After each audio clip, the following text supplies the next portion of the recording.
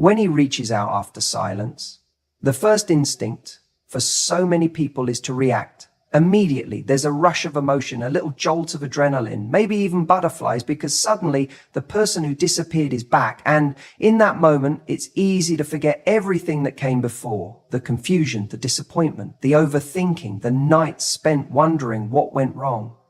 But the truth is, your first step is not to respond. Your first step is to pause. Just because someone reaches out doesn't mean you owe them access to you. In fact, the more emotionally intelligent thing to do is to take a moment and ask yourself, what do I actually want here? Not what does this text mean, or what should I say to seem chill but interested, but what do I want for myself? That one shift in your internal dialogue changes everything.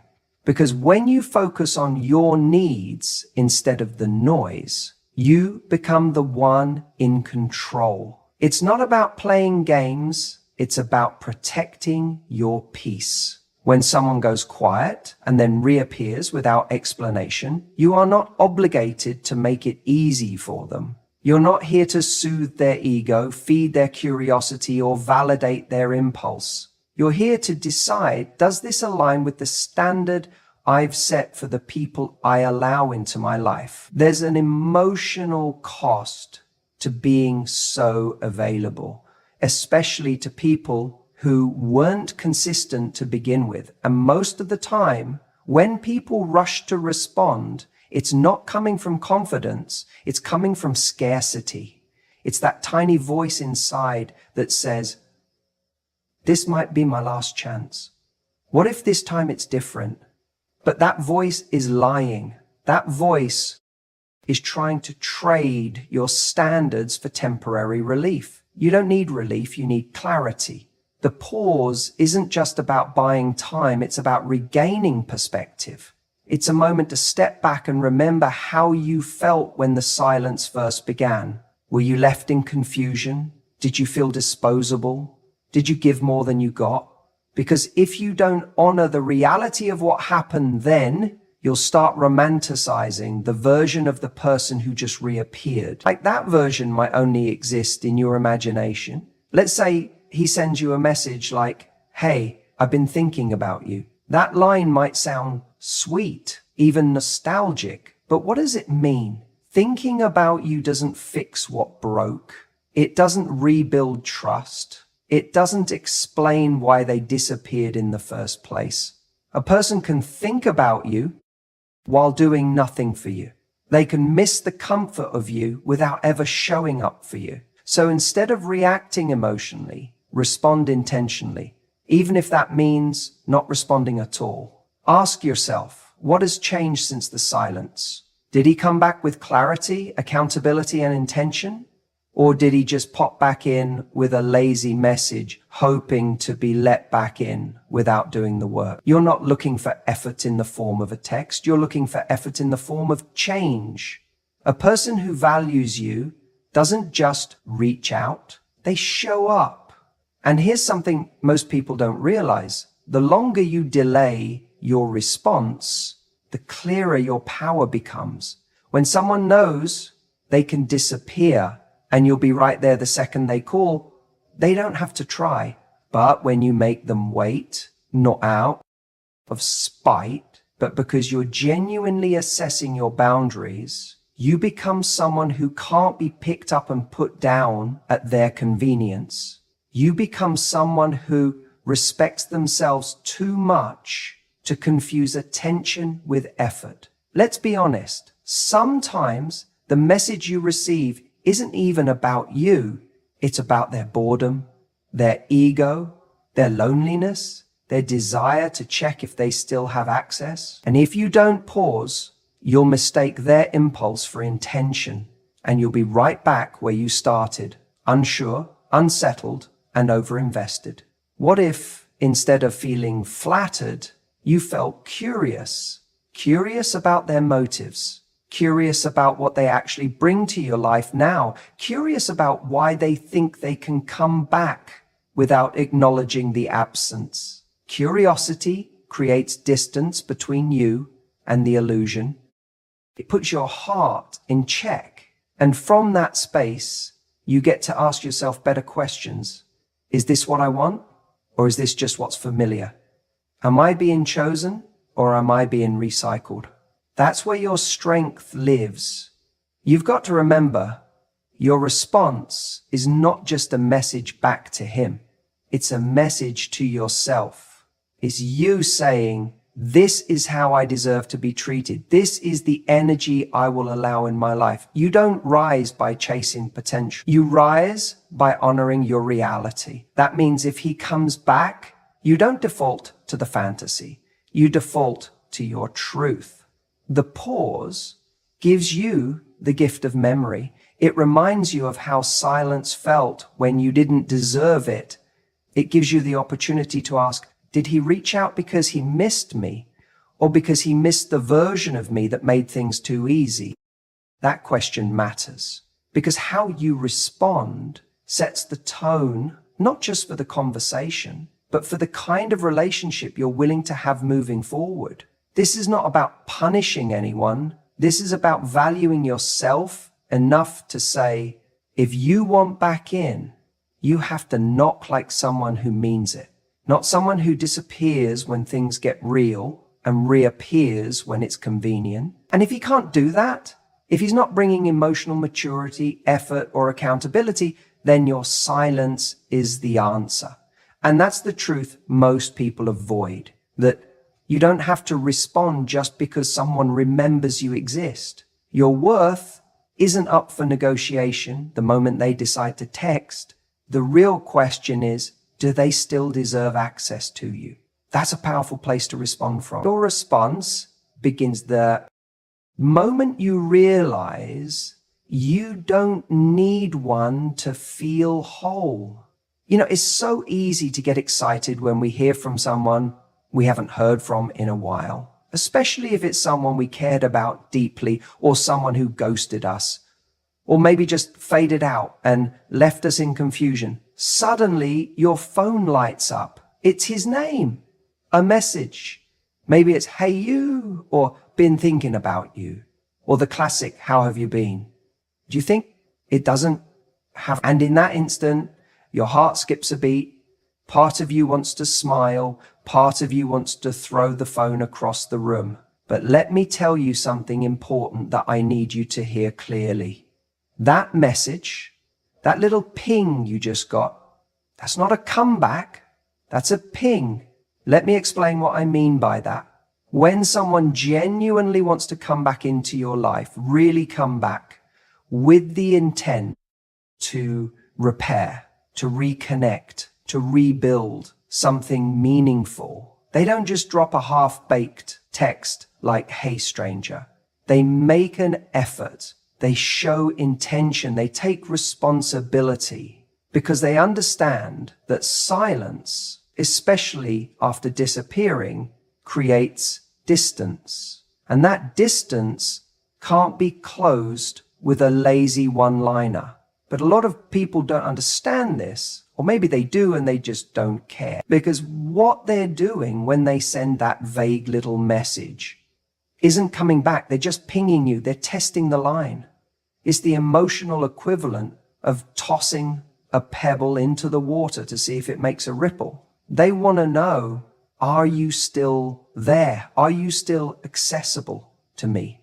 They're not necessarily saying, I want to invest in this again, or I'm ready to be serious, or I've realized your worth. No, they're saying, I'm bored, I'm lonely, I'm curious. I wonder if you're still available to me. And here's the trap, because you missed them. Maybe you still have feelings. Maybe there was no real closure. So when that ping lands, your heart jumps and your mind starts spinning stories.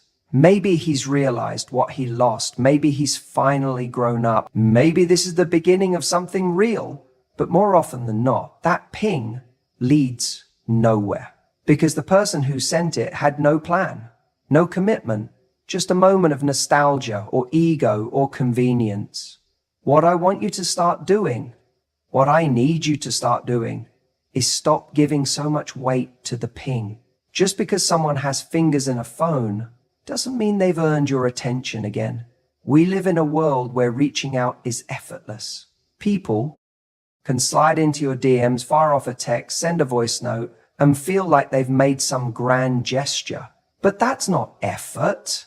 That's not pursuit. That's not a sign of growth or change. That's just activity. Don't confuse activity with intention. The real question isn't, did he reach out? The real question is, what does his message mean? And more importantly, what does it mean to me? Because unless that message comes with clarity, accountability, and a genuine desire to move things forward, it's just noise. It's emotional spam. And you don't need to respond to spam. You filter it, you block it, you move on. Now, I know that's easier said than done, because when someone you care about reappears, even if it's just a blip on your screen, it stirs things up. You remember the good times, you feel a glimmer of hope. But I want you to stay grounded. Ask yourself, what has he really said here? If all he's offered is a vague opener, don't rush to fill in the blanks. Don't start writing a romantic novel in your head based on a single shallow sentence. Make him work for it. Make him show up. Because if someone truly values you, they'll want to remove the ambiguity. They'll want to earn back your trust, not just your time. And let me be clear, your worth isn't measured by who texts you. It's measured by how you respond. Anyone can say, I miss you. Anyone can send a 2 a.m. you up message. That's not connection, that's access. And there's a big difference between someone wanting to connect with you and someone wanting access to you. When someone reaches out after silence, they should be stepping up, not just popping in. Well, what do? How do you respond? First, take a breath. Don't get swept away in emotion. You don't owe anyone an instant reply. In fact, that pause, that space, is powerful. It gives you time to ask the right questions. What do I actually want here? What pattern has this person shown me before? Does this feel like genuine interest or just a lazy attempt to reopen a door they walked away from? Be honest with yourself. If you do choose to respond, do it from a place of calm confidence, not need. You're not trying to win them back. You're not trying to impress. You're just communicating. Simple, direct, self-respecting. Something like, hey, it's been a while. What made you reach out? That one sentence, it puts the ball back in their court. It tells them, I see you, but if you want access to me again, you're going to have to show me why. And that's exactly the kind of energy you want to hold. You're not punishing them. You're not playing games. You're setting a tone. You're setting a standard. Because if someone wants a place in your life, they should be willing to meet you at your level, not pull you down to theirs. And if their response to that is vague, if they dance around the question or dodge it or throw out more fluff, you've got your answer. They're not here for something real. They're here for a hit of attention. And you don't need to supply that. Look, you're allowed to care. You're allowed to feel. You're allowed to miss someone. But don't let missing them override what you know. A ping is not a plan. A message is not momentum. Connection requires more than curiosity. And if someone wants to come back into your life, they need to prove through consistent action they're worth letting back in. Remember, a message is not a comeback. It's just a ping. Let's talk about something really important when it comes to hearing from someone after they've gone quiet. Something that trips so many people up. It's the idea of matching energy, not emotion. Now, what does that actually mean?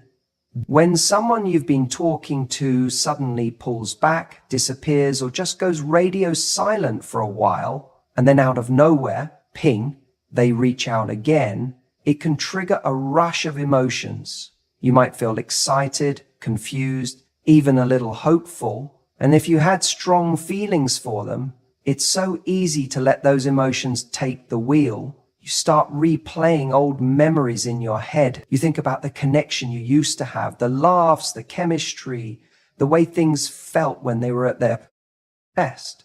That emotional history gets reactivated the second you see their name light up your phone. And all of a sudden, you're not responding to this message. They barely said, hey, you're responding to everything you wish this message meant.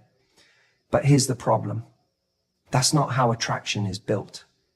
That's how people end up chasing illusions. Responding with your emotions, especially those rooted in the past, means you're showing up with energy that doesn't reflect what's actually happening right now. It's like walking into a negotiation and giving everything away up front because you're thinking about how good the deal used to be, not how it is today. So when he reaches out after silence, your job isn't to meet him with nostalgia. Your job is to observe, not absorb. What kind of message did he send? Was it thoughtful? Was it intentional? Or was it a lazy, low-effort hey you that he probably sent to 3 other people in his contact list? That matters. Matching energy means recognizing the level of effort someone is putting in now and meeting that with the same level of investment. No more, no less. If he sends a vague, non-committal message, you don't come back with paragraphs. If he says, I've been thinking about you, that offers no context, no accountability, no next step, that's not something to emotionally unpack or celebrate. There's something to note. It's not about playing games. This isn't about pretending you don't care or trying to be cold or aloof. This is about having a healthy emotional boundary. You don't build value by showing up at 100 when someone else is barely showing up at 10. That's how you train someone to believe they don't need to try harder because you'll do all the heavy lifting for them. Let me be real with you. A lot of people reach out after silence, not because they miss you deeply, not because they've had some grand epiphany, but because they're bored, lonely, curious, or even worse, looking for validation. And the minute you respond with warmth and excitement that's disproportionate to what they gave you, they get that validation without doing any of the work to deserve it. Then what happens? They vanish again. And you're left asking, why did he even come back? When the better question is, why did I respond like he earned a comeback? Matching energy keeps you grounded in reality. It protects you from false hope. It creates space for the other person to actually show you who they are now instead of who they were or who you wish they'd be. And when you respond at their level, you force them to either rise up or fall off. There's no middle ground where they can stay comfortable with minimal effort. Think about it like this. If someone walks into your life and offers you crumbs, and you respond like they just served you a 5-course meal, what message are you sending? You're telling them that the bar is low, that you'll take anything. That's not attractive. It doesn't make them want to step up. It makes them think they can step in and out as they please. But if instead you stay calm, measured, and you mirror the level of effort they're giving, you create a dynamic where their next move has to be intentional. Because now they know they don't get to skip the line just because they've been here before. And here's the best part. When you operate from that place, you feel powerful. Not because you're playing hard to get, but because you are hard to get for the wrong people. You know your worth. You know your time is precious. You know your heart deserves consistency, not confusion. So the next time someone reappears after ghosting or disappearing, don't get swept away in the history. Don't let the nostalgia do the talking. Look at what they're actually bringing to the table right now. Is it vague? Is it lazy? Is it safe for them, but risky for you? Then match that. Not with coldness, but with clarity. Not with pettiness, but with poise. You don't need to chase anyone who left you confused. If they want another chance, let them earn their way back in. And if they're not willing to, that's not your loss, that's your filter working. Silence after inconsistency isn't rejection. It's redirection. You may miss him. You may still think about the way he looked at you, the way he made you feel, the way things could have been if he had just stuck around. That emotional pull, it's real. I'm not going to tell you to switch it off like it's a light. You're human. We build connections, we build memories, and those don't just disappear when someone goes quiet. But here's the truth. Most people don't say out loud. Your standards don't get put on hold just because someone you once cared about decides to suddenly pop back into your life. When someone disappears, whether for days, weeks, or even months, and then suddenly reaches out, it stirs something. You start to wonder, what does this mean? Has he changed? Did he realize what he lost? Should I give him another chance? And all those thoughts are understandable. But what often gets lost in that swirl of emotion is the one thing that actually protects your peace, your standards. You can feel 100 things at once: attraction, curiosity, nostalgia, but none of those things should override what you know you need in a relationship. If he's coming back without accountability, without clarity, without any evidence of change or growth, then what he's offering isn't a new beginning, it's a rerun. And if you didn't like how the story ended the first time, what makes you think the script has suddenly changed? The real danger in these moments isn't the message itself, it's the meaning you assign to it. We want to believe people reach out because they've had some kind of emotional epiphany. We hope they've spent their time in silence, realizing our worth, mourning our absence, and crafting a new level of appreciation for us. But more often than not, that text is not about you. It's about them. It's about comfort, curiosity, or even just boredom. And here's the uncomfortable truth. When you let feelings alone guide your reaction, you risk betraying yourself. You risk putting your self-worth in the hands of someone who already showed you how much or how little they value it. Think about that. This person had access to you. They had your time, your affection, your attention. And at some point, they chose silence. That was their decision. That was their standard. So when they return, your job isn't to immediately open the door again. It's to ask what has changed since then. Did he just disappear when things got real? Did he ignore your needs, vanish without explanation, and now just assume you're still there, ready to pick up where you left off? Because that tells you more than the actual message does. If his silence came without respect, his return needs to come with more than just words. You need to see consistency, follow through, and intention. That's the currency of someone who values you, not a 1 a.m. you up or a vague I've been thinking about you. Now let's be honest, replying feels good. It gives you a hit of validation. It feels like you finally have the upper hand. He came back. But if that validation comes at the cost of lowering your standard, then it's a short-term win and a long-term wound. Because the next time he disappears, and chances are, if nothing's changed, you'll feel that same sting, only deeper. And worse, you'll feel like you saw it coming. So instead of focusing on how you feel about him reaching out, focus on how you want to feel about yourself afterward. Do you want to feel proud that you maintained your boundaries? That you didn't accept less than you deserve? Or do you want to feel like you compromised, that you handed back your power just because someone knocked on the door again? And this isn't about being cold. It's not about holding grudges or playing games. It's about choosing alignment over attachment. You can still care about someone and recognize that they're not what's best for you. You can still wish them well and know that going back would mean going backwards.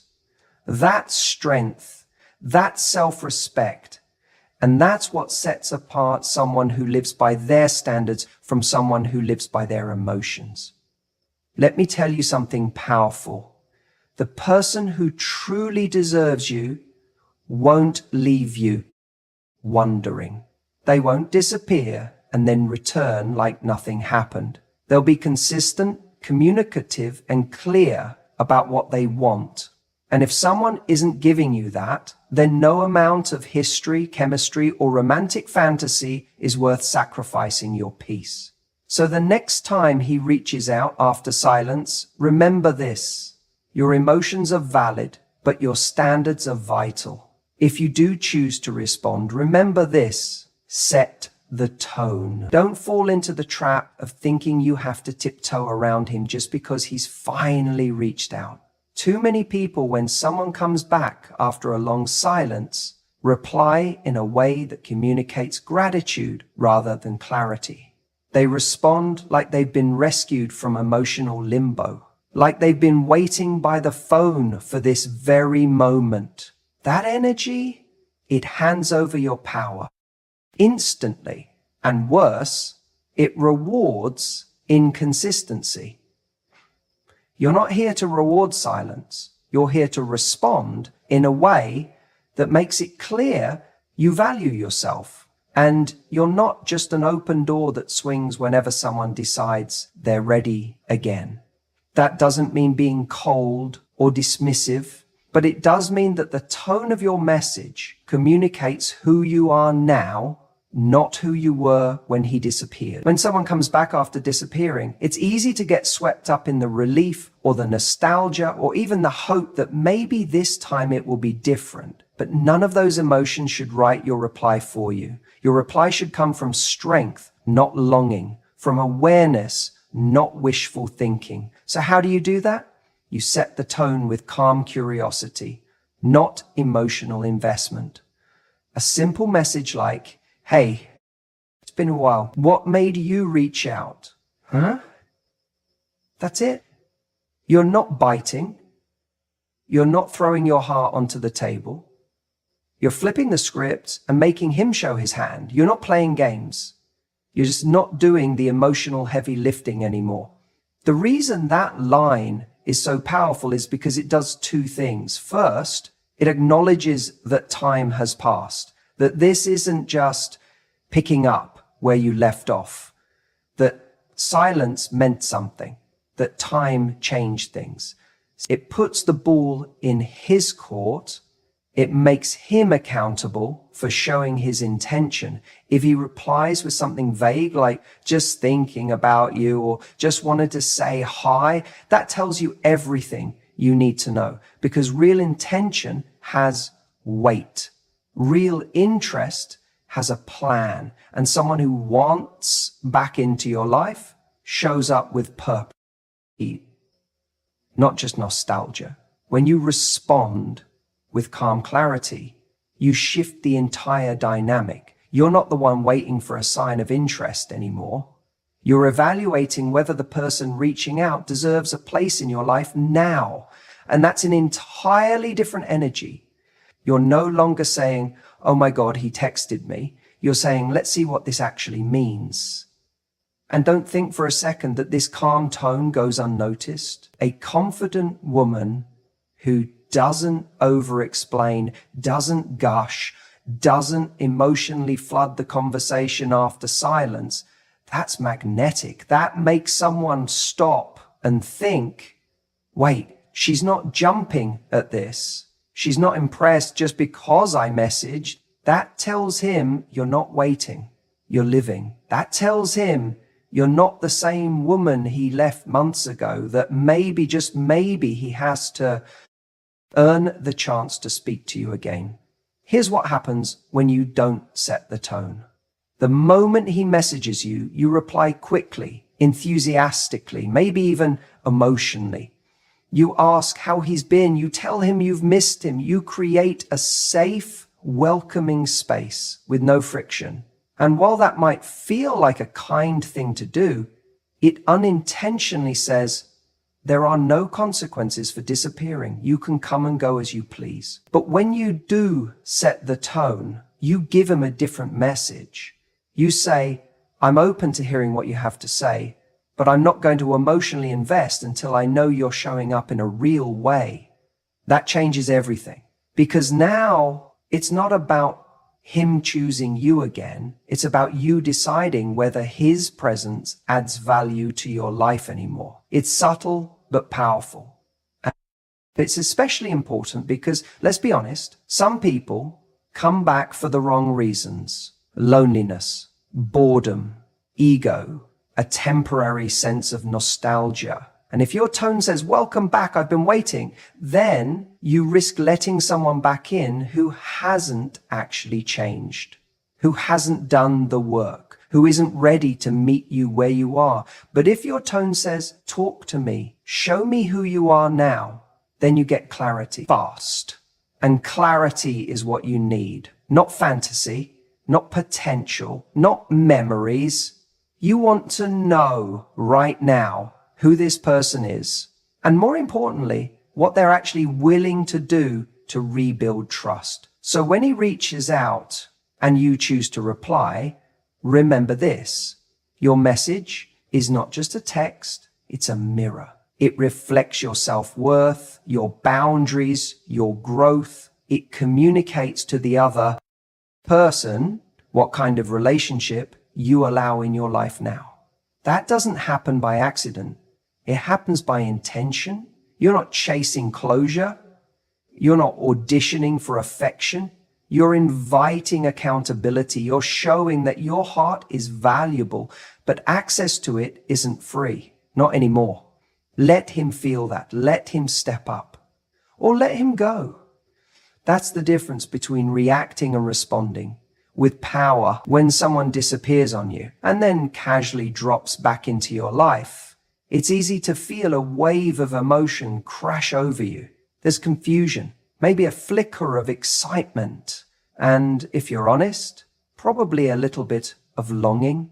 That moment where the message pops up, where his name lights up your screen again, can feel powerful, almost like a second chance is knocking, and everything in you might want to jump at the opportunity to respond. But here's the truth that gets overlooked far too often. Silence is also a response. We tend to think that we owe people words, that when someone reaches out, it's polite or emotionally intelligent or somehow more mature to say something back. But silence, when used with intention, is one of the most powerful tools you have. And it's not about playing games. It's not about being petty, cold, or trying to make him wonder what you're thinking. It's about alignment. It's about asking yourself, does this person actually deserve to come back into my space? Let's go deeper.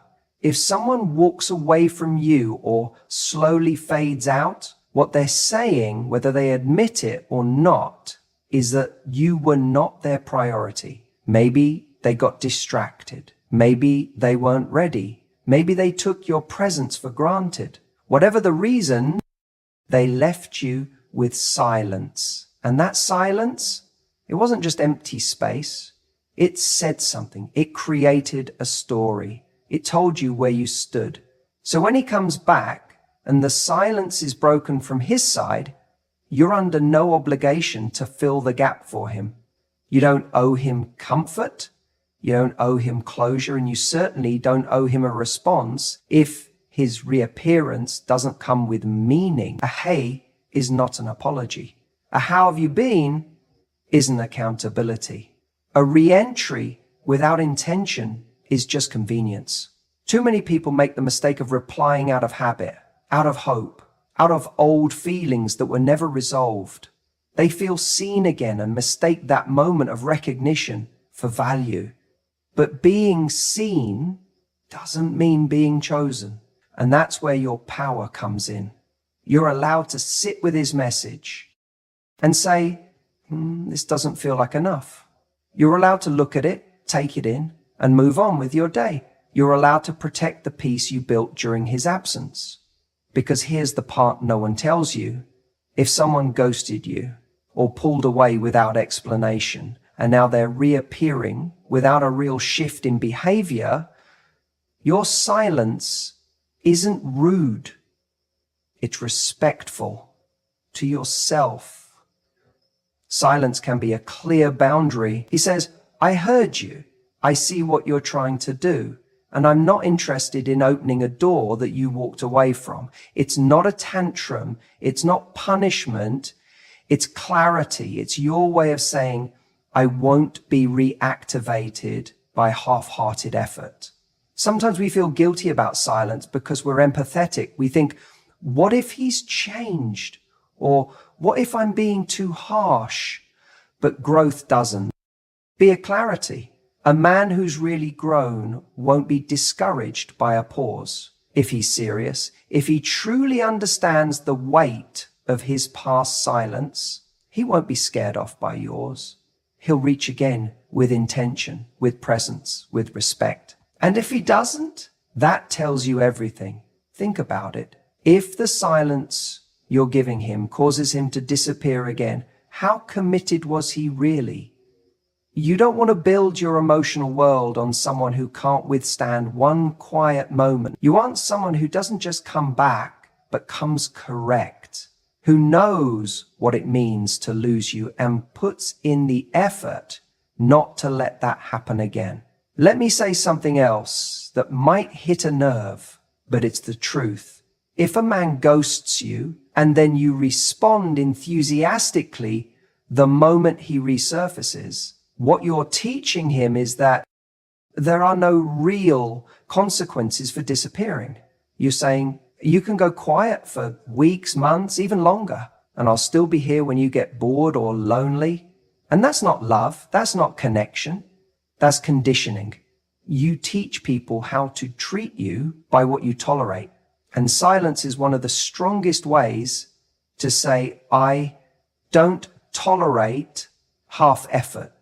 I don't entertain low standards. I don't respond to breadcrumbs. When you stay silent, it's not about trying to get revenge or make him feel what you felt. It's about self-worth. It's about no longer bending yourself into a version that's always available, always hopeful, always forgiving, even when the behavior didn't deserve forgiveness. And look, it's not easy. It's tempting to break that silence, to say, maybe I'll just say hi, just to see. But when you do that, ask yourself, what am I actually hoping will happen? And is that hope based on real effort or on a fantasy you've been keeping alive? When he reaches out after silence, your silence in return is the clearest mirror you can hold up to his behavior. It reflects who he really is in that moment.